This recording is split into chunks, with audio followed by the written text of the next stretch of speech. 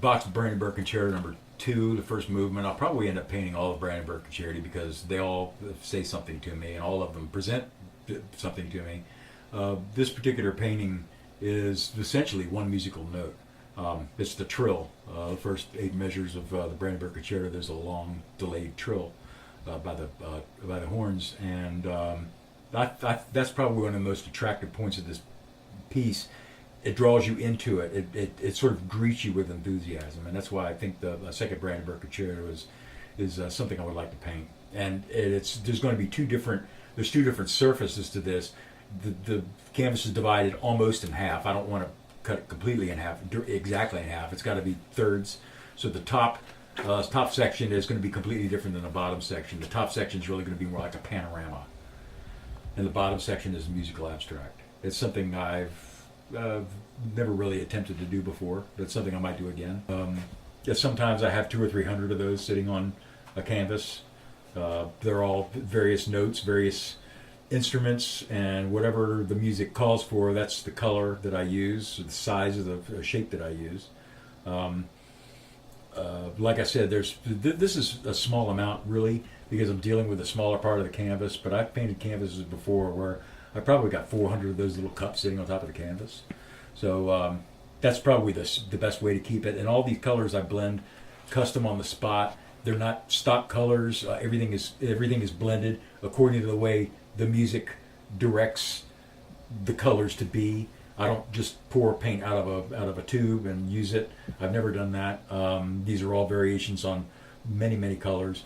The keyboard, for instance, has got 8 colors in it. It looks like just tan, but in order to reach that shade of tan, I needed to use 8 different pigments in order to get there.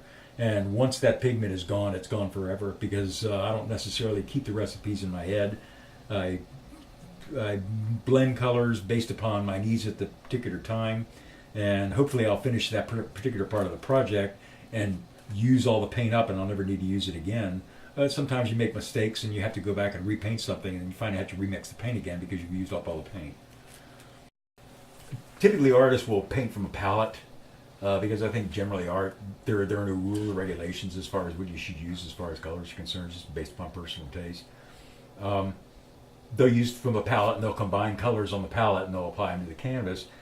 Painting music isn't like that because particular notes have a particular color, and it's not something you could do without pre-mixing the color first. You can't do it from a palette because every time you go to a palette, you'll get a little more white on your brush, or get a little more green on your brush, and they will never be the same color.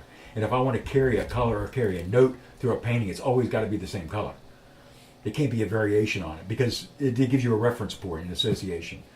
Just to give you an example, this is the particular color that I use to paint part of this. Focus. It's almost empty, but this is like gold to me. Even though it has a couple of drops in it, if something happens, if I spill something or scratch something or whatever, this color is a one-in-a-lifetime color. It only occurs once. I can only blend it once. So once this color is gone, it's gone, and there's no way I can match any of these colors and get them to come out exactly the same. The entire area has to be repainted because you'll be able to see it.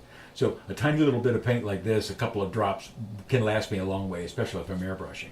So every color I blend, they're coated on the top with my own methodology, and a lot of colors. There's probably 10, 12 different colors of yellow sitting on the canvas now, and they all mean something different. But it's all yellow because it's the key of D. But they're all different instruments, and I would show a bassoon or a cello or a bass playing a D note. It would be a larger note. It would require more paint to paint it. It would be a larger ellipse. A smaller ellipse would be something like the human voice. There's a stop on an organ called a wax humana, and it's been there for about 600 years. There never was an instrument called a wax humana, which means the voice of man. But it's always been used on an organ, and it's a really incredibly beautiful shaped pipe. It has a resonator that's offset. It's got a reed in it, and it sounds exactly like an oboe, except it's muted, and it's a real sweet, refined sound. And when you apply that wax humana to a tremulant, in other words, a vibration, it sounds almost identical to the human voice, and that's why it was used on the organ. Now, if I use a particular color to translate a Waxumana, it's going to be the same color throughout the painting. So every time you see that particular color, if you know that's a Waxumana, every time I put that color on the painting, it's going to be where Waxumana would occur in that piece of music.